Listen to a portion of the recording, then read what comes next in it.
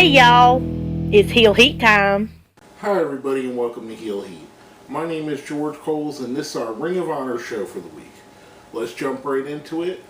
First off, we have Matt Taven and Michael Bennett representing the Kingdom versus Jay and Mark, the Briscoe brothers.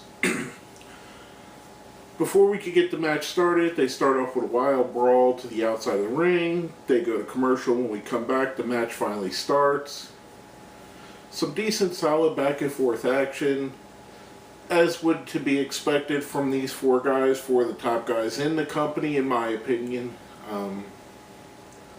As you can see, I'm a Briscoe Brothers fan. Taven and Bennett I also enjoy. I think they're very good. I like Taven way better as a heel. I think the failed experiment of making him a face last year was just that, a failed experiment. Mike Bennett, I think, doesn't get the credit from the Ring of Honor audience and fan base that I think he deserves. I think he's a good wrestler and a solid addition to their show. We see then come when they use the title of love, or formerly the Briscoes title, against the Briscoe brothers, which causes a DQ.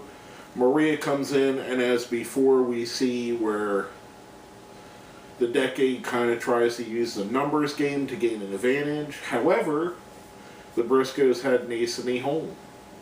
ODB making her Ring of Honor debut, coming out, cleaning house, hitting Taven with a sick-looking chair shot, basically being the equalizer for Maria, coming in saying that she's one dirty Briscoe. Amazing reaction from the crowd, and amazing that they would bring her in.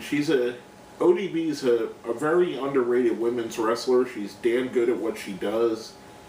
She has a really good gimmick that she understands and that she uses to her advantage. Her gimmick is perfect for her. She knows how to work that gimmick.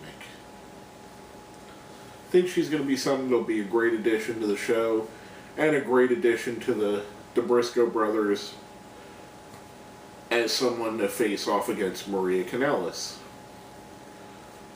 Great match. Briscoes win by DQ. Leaves enough on the table for when they come back with a rematch. There'll be more they can build on. Next up, we have a match in the Top Prospect Tournament. Beer City Bruiser versus Mikey Webb. Kind of torn on this one. I do like the Beer City Bruiser, but here's my thing. He's been around for about 15 years. How can we consider him a top prospect at this point? I'm just saying, it just seems a little bit odd. You know, Mikey Webb's been wrestling a couple years, and he's been impressive at what he's done. I think he's in his second or third year. This is a good match. A little bit gimmicky for the Ring of Honor crowd. Beer City Bruiser stops mid-match to drink a beer.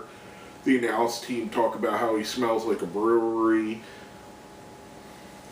I don't know how a guy like the Beer City Bruiser fits into the Ring of Honor product.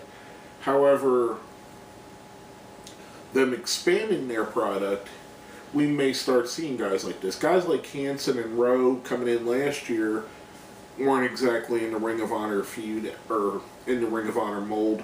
And they've both acclimated well and became big parts of the show. Obviously, Ray Rowe has been out with injury, but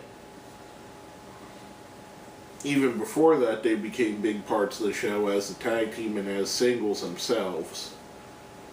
So maybe there will be something for the Beer City Bruiser going forward.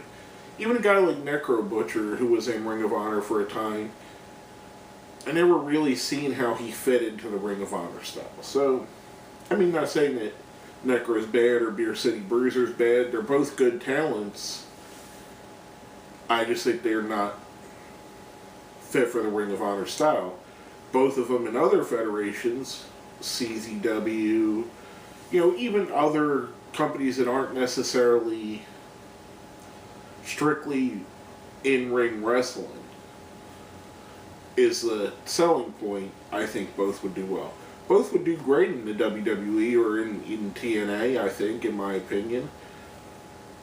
They just don't have that Ring of Honor style. But, again, I digress.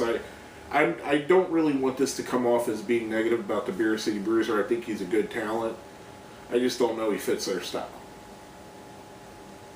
And finally, the main event of the night, we have, in his debut, Alberto El Patron taking on Christopher Daniels. Now, if you're not familiar with the name Alberto El Patron, he is the former Alberto Del Rio. This is his first Ring of Honor match. We seen last week he came out and made the announcement that he was going to be in Ring of Honor and Daniels would be his first opponent. This match was given time. This match was allowed to build. Before the two even locked up, the fans were chanting, "This is awesome."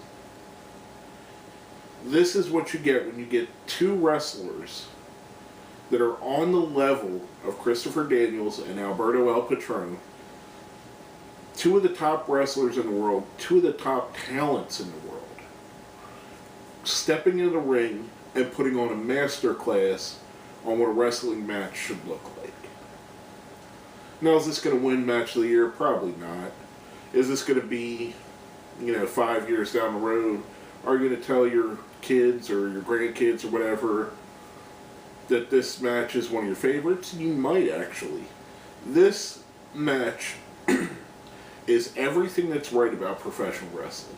You got two wrestlers that love the sport, that love being wrestlers, going in there, that are absolutely dedicated to be the absolute best that they could possibly be and put on the best match and steal the show.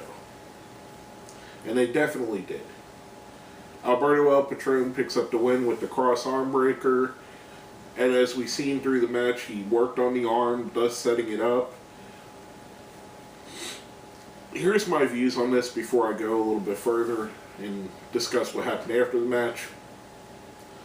Alberto was a guy who was pushed to the moon in the WWE. There was backlash on him from the fans because of that. However, I truly believe that WWE never used his full talent or never gave him to his full potential. And I know you'll say they let him be a multiple-time champion, whatever. You never seen the passion out of Alberto, or very rarely seen the passion, that you see displayed in a match like this. Alberto's just a wrestler. He's a badass. He's a legitimate fighter. He was never portrayed as that in the WWE. Now he goes to Ring of Honor, goes to AAA, going to Lucha Underground. They're portraying Alberto more to his character, more of what he actually is. And it's working, and fans are loving it. He's gone from a guy that fans didn't care about to a guy that fans love and want to see. It's funny how sometimes that happens, stepping away from the big machine like the WWE. And I'm not meaning this as a diss on the WWE. There's just guys that they don't know how to portray, and Alberto was one of them. The Mexican aristocrat, it was a good gimmick. It never fit.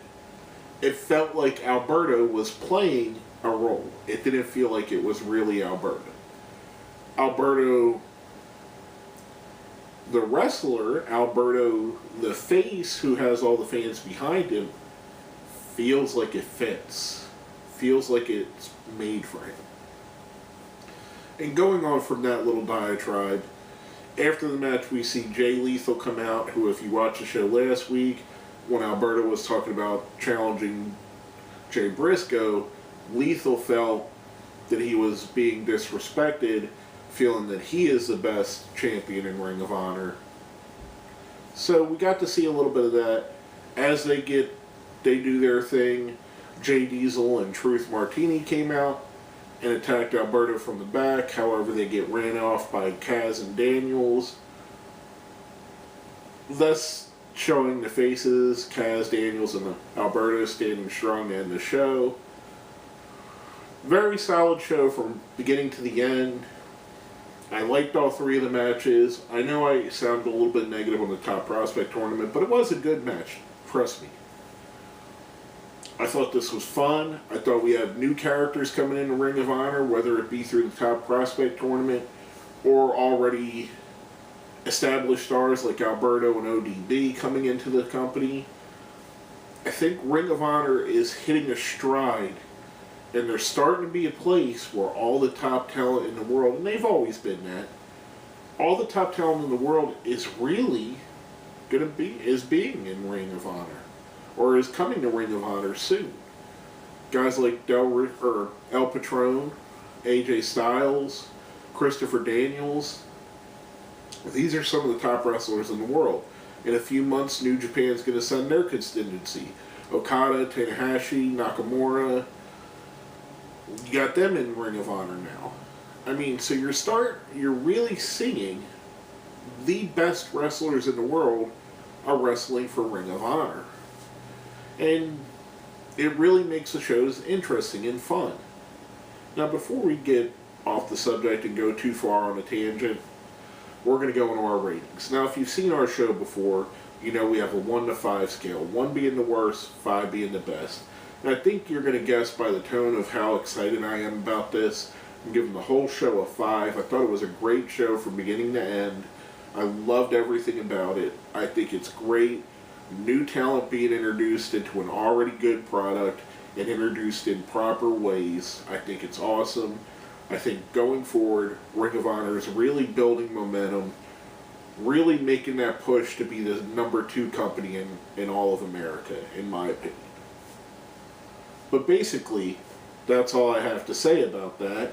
My name is George Coles, and this has been another episode of Heel Heat.